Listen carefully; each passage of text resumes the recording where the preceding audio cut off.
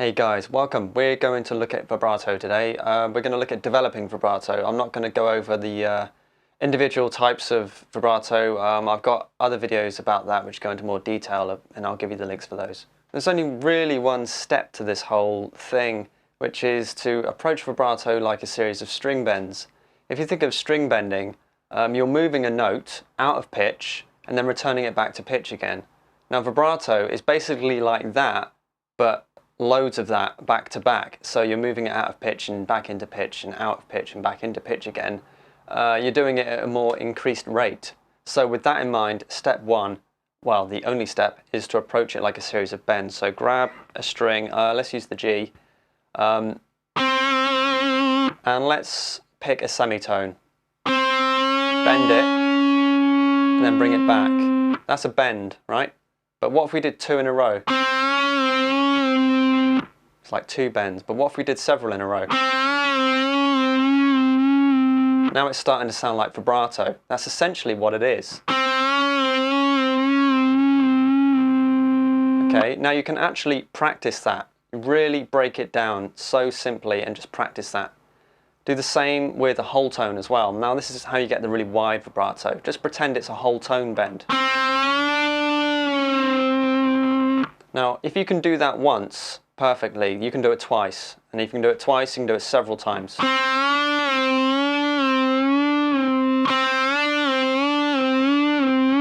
Doesn't matter how many times you need to pick it, just pick it as many times as you need to until you get used to doing this. Now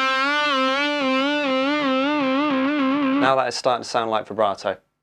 What I have now are generally just important tips to help you with this. The first tip is to make sure you return the note back to its original pitch. Now this is where a lot of people go wrong.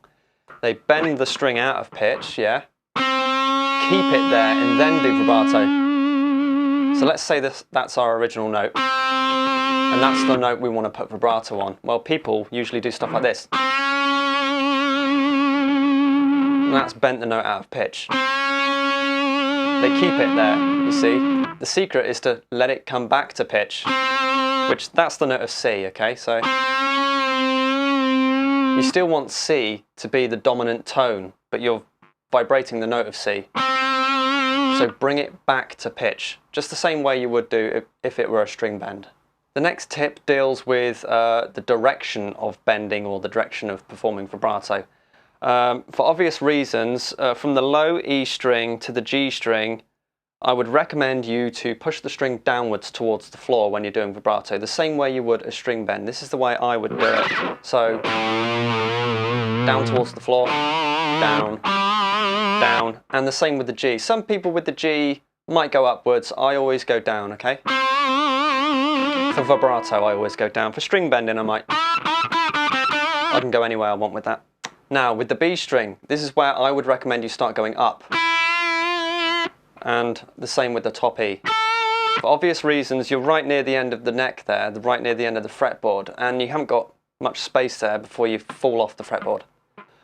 Some people with the B string, they do prefer to still use downwards vibrato, but it is very narrow. You can't do really wide vibrato unless you go upwards. So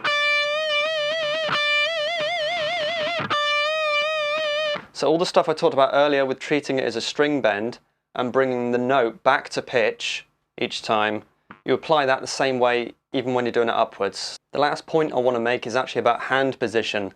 Right, now when I teach vibrato and string bending, I usually advocate this use of hand position, the kind of angled hand position, which is the most common kind of hand position you will see in guitar playing. When you first learn your first chords, it's usually that kind of thing where the thumb is kind of wrapped around and your hand is kind of like that C shape, yeah? However, that is not the only way to play. There are a lot of people that like to play in the classical guitar hand position as if you were playing a classical guitar with the nylon strings. And you can also do vibrato like that.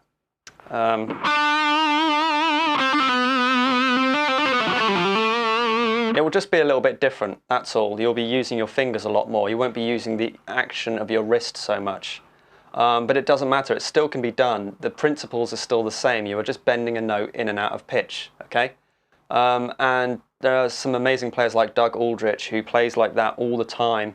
and he can do everything he needs to do in the classical hand position. So it doesn't matter, whichever way you play, you can still do all of this stuff, okay? So that is the good news. That's pretty much everything there is to it. I wasn't going to go deep on different types of vibrato. This is just how to develop your vibrato, okay?